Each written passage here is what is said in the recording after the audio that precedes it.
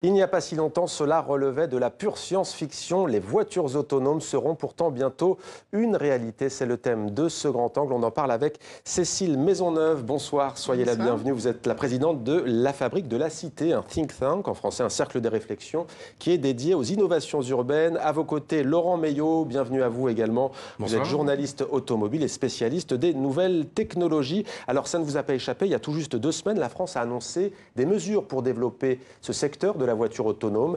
Les expérimentations devraient être facilitées. Les constructeurs français font déjà circuler des prototypes. Ils vont sans doute pouvoir rivaliser avec les géants américains et chinois. Reportage à Paris et à Lyon, notamment Antoine Fontenot, Guillaume Gouet, Julien Mintzer et Benoît Tricot. Le périphérique parisien, l'un des axes les plus redoutés par les automobilistes. Une circulation chaotique parfaite pour tester les capacités de réaction d'une voiture autonome, comme le fait par exemple l'équipementier français Valeo. Le tout avec ce véhicule standard que le fabricant a transformé et bardé de capteurs, 5 caméras, 4 radars et 6 scanners laser. Un ingénieur reste en permanence derrière le volant, c'est la loi. J'active le système et le véhicule roule tout seul. Cette voiture accélère, freine et change de fil sans intervention humaine, même quand le code de la route n'est pas respecté. La voiture devant vient de nous faire une queue de poisson. La voiture a très bien réagi, a freiné sans un coup. Démonstration efficace, pourtant ce véhicule ne peut rouler seul que sur le périphérique. Comme la majorité des prototypes en circulation, il n'est pas 100% autonome. Il y a pas mal de circonstances dans lesquelles aujourd'hui il n'y a pas de réponse technique aux véhicules autonomes, et en particulier pour la circulation urbaine dense à 50 km/h. Il va falloir surveiller chacun des piétons, et là à 50 km/h, aujourd'hui on ne sait pas faire. Les autorités européennes ont défini 5 niveaux. 0, aucune assistance à la conduite. Niveau 2, certaines fonctions sont automatiques, comme le freinage ou l'accélération. À partir du niveau 4, le conducteur devient optionnel. Le niveau 5, sans volant, n'est pas encore possible techniquement. Il ne l'est pas non plus légalement, car bien des questions demeurent. Qui est responsable en cas d'accident ? Le propriétaire ou le constructeur de la voiture? Quel choix doit opérer l'intelligence artificielle? Écraser des piétons ou sacrifier son conducteur? Aux États-Unis, ces interrogations sont plus brûlantes que jamais après une série d'accidents, dont 2 mortels ces dernières semaines. Pas de quoi ralentir la recherche pour autant. Ici à Lyon, une entreprise développe l'usage collectif des véhicules autonomes, avec cette navette, elle aussi sans assistance humaine.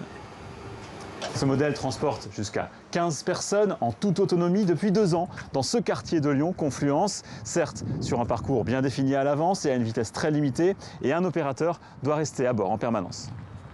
Malgré ces contraintes, 65 minibus comme celui-ci circulent déjà dans plusieurs pays du monde, un marché qui a permis au constructeur Navia de passer de 10 à 220 employés en seulement 4 ans. 4 exemplaires peuvent être fabriqués chaque semaine dans cette usine flambant neuve. Un garage haute technologie où se cache aussi ce projet de taxi sans volant. Ambition de l'entreprise, faire disparaître l'usage individuel au profit de véhicules partagés. On va avoir de moins en moins d'intérêt à posséder son propre véhicule, puisque aujourd'hui, avoir son véhicule propre, c'est un poste qui est important en termes de coût, un véhicule dont on sert moins de 5% de son temps, alors que je vais pouvoir avoir accès grâce à mon smartphone, par exemple, à des solutions de mobilité que je paye à l'usage comme un service et qui vont être beaucoup moins chères. Des taxis partout sur les routes, à moins que ce ne soit la voie des airs qui soit finalement la plus porteuse dans les prochaines années. Et en attendant la voie des airs, donc, on retourne au sol sur le bitume avec vous, Laurent Meillot. Ça coûte combien, en fait, un véhicule autonome, une voiture classique ? Alors, ce qu'on peut dire déjà, c'est que de plus en plus de voitures sont équipées d'aides à la conduite avec les mêmes capteurs, plus ou moins, qui seront sur les voitures autonomes, donc des caméras, des radars. Bon, aujourd'hui, c'est plutôt sur la gamme moyenne supérieure, et ce qu'il faut voir, c'est qu'il y aura plus de capteurs, bien sûr, sur une voiture autonome. C'est difficile de dire un prix comme ça aujourd'hui, mais il est évident que ça sera plus cher, ouais. Évidemment. Quel est l'intérêt alors? Dans un premier temps. Mais donc au voiturage? L'intérêt d'abord, c'est la sécurité. Il va y avoir un gain extraordinaire par rapport en termes de vie sauvée, du confort, et effectivement, il y aura bien sûr un usage différent avec des voitures qui seront optimisées, qui pourront transporter plus de monde et jouer un rôle par rapport au transport public. Plus de sécurité, c'est l'enjeu? Il y a pas mal d'enjeux aujourd'hui dans la mobilité en ville. La sécurité, c'est évidemment un sujet, mais les deux autres enjeux importants, c'est la réduction des nuisances associées à l'automobile, les nuisances sonores ou les nuisances en termes de qualité de l'air, de pollution. Et puis, dernier sujet, la congestion. Et c'est pour ça que votre reportage le montre très bien. Là où le véhicule autonome sera une vraie révolution, c'est s'il est associé à l'autopartage. C'est-à-dire qu'on va pouvoir réduire le nombre de véhicules en circulation et consacrer davantage d'espace public à d'autres usages. La marche, le vélo, des modes plus actifs ou d'autres usages peut-être plus ludiques sur l'espace public. L'aspect ludique, vous l'évoquez, il y a aussi le fait de pouvoir faire d'autres choses dans la voiture. On sait que les embouteillages sont un enjeu de société contemporain. On peut faire plusieurs choses dans l'habitacle. Effectivement, dans les grandes métropoles, le temps passé dans les embouteillages s'accroît. Ça représente un coût énorme pour la collectivité. Ouais. Et il s'accroît alors même que l'offre de transport augmente, notamment à New York. Les gens prennent moins le transport public et plus les VTC. Donc on a un vrai sujet à résoudre. Et ça pose une autre question, c'est que ça va nous permettre finalement de consacrer un temps utile, y compris pour travailler, ce qu'on ne peut pas toujours faire dans des transports en commun très, aux heures d'affluence. Et donc, ça va nous permettre de repenser notre rythme de vie en tant qu'urbain. Pourquoi ça améliorerait la sécurité? Ça peut paraître comme ça évident, mais l'intelligence artificielle, c'est vraiment la parade? La voiture, elle a des yeux, elle a des oreilles avec ses capteurs, elle n'est pas fatiguée, elle ne boit pas, elle est toujours concentrée. Même quand il y a des piétons, des cyclistes, un environnement qui est très mouvant, ce qui n'est pas forcément le cas de l'automobiliste qui peut être distrait par son passager, par la radio, par un tas de choses.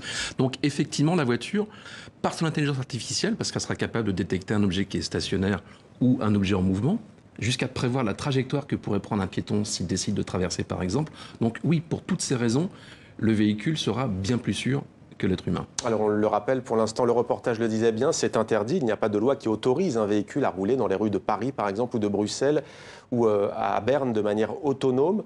C'est pour quand, selon vous, qui êtes spécialiste journaliste automobile? Aujourd'hui, il y a un cadre légal pour les expérimentations qui sont faites par des constructeurs ou différents opérateurs de transport, par exemple.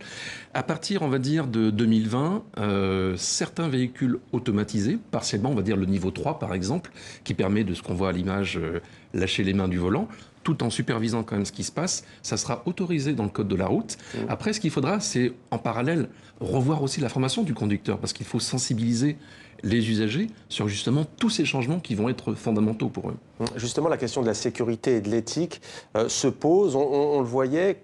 Que fait la voiture s'il y a une personne âgée qui traverse sur les passages piétons? Est-ce qu'elle va tout droit et elle tue le piéton, ou est-ce qu'elle met un coup de volant, ou est-ce qu'elle bifurque à droite et se prend un mur? Et là, pour le coup, il y a des décès dans le véhicule.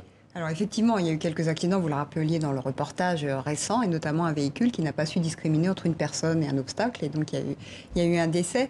Ça va être tout l'enjeu en milieu urbain très dense, parce qu'un véhicule autonome sur des autoroutes, sur des voiries qui sont faites pour rouler, ça va aller très vite.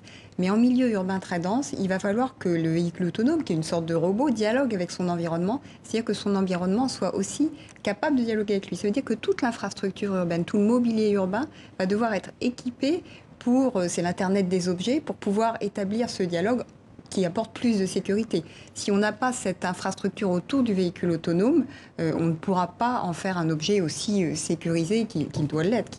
Et j'allais dire, si le piéton lui-même est connecté, imaginons un enfant dont le cartable aurait par exemple une puce connectée, un enfant qui traverserait la route, la voiture pourrait le savoir parce qu'elle percevrait le signal. Là, pour le coup, c'est possible au niveau technologique, mais le coût est exorbitant, non?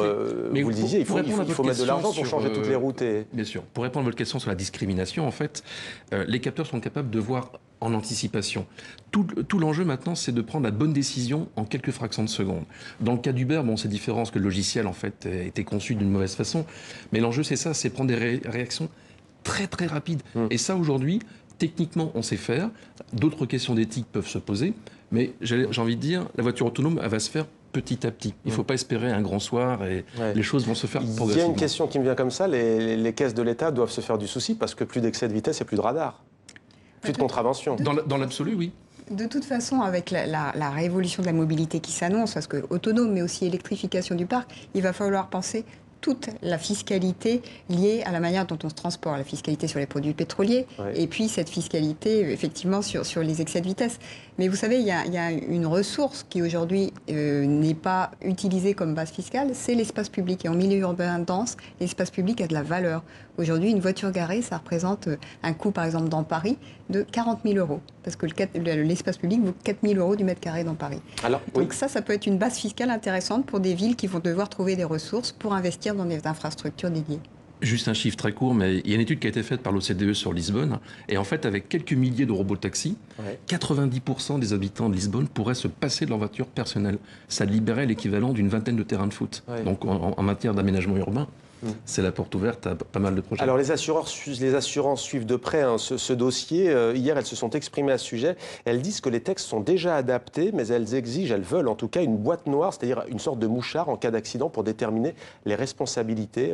Une réaction sur ce...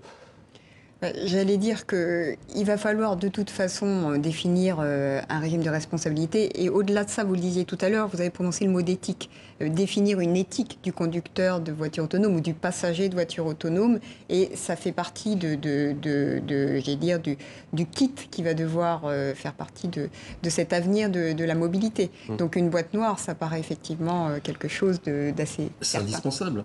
De toute façon, sur la responsabilité, c'est le constructeur automobile qui s'engage dès lors qu'il propose une voiture qui est active en mode autonome. Sinon, c'est l'opérateur de transport public. L'intérêt de l'enregistreur, qui donc n'enregistre pas les conversations, mais les dernières secondes avant un accident, là, on pourra savoir si c'est la technologie du constructeur, de l'équipementier, de celui qui a fait le logiciel. Le partage de responsabilité se fera après, mais grâce à cet instrument. Il y aura des pertes d'emplois, notamment fini les auto-écoles. Est-ce que ça va créer des emplois ? Forcément, ne serait-ce que pour superviser les flottes de véhicules. Enfin, même quand on remplace le chauffeur dans un bus autonome, eh bien, il y aura des agents d'accueil, et puis il y aura à distance des opérateurs dans un centre qui pourront prendre la main sur le véhicule. C'est comme les robots dans l'industrie. Enfin, ça tue des emplois, mais ça en crée d'autres par ailleurs. Et je pense qu'on est au tout début en fait, de cette aventure. Merci Laurent Meillot, merci Cécile Maisonneuve. On aura l'occasion d'en reparler avec vous, bien entendu, dans le futur.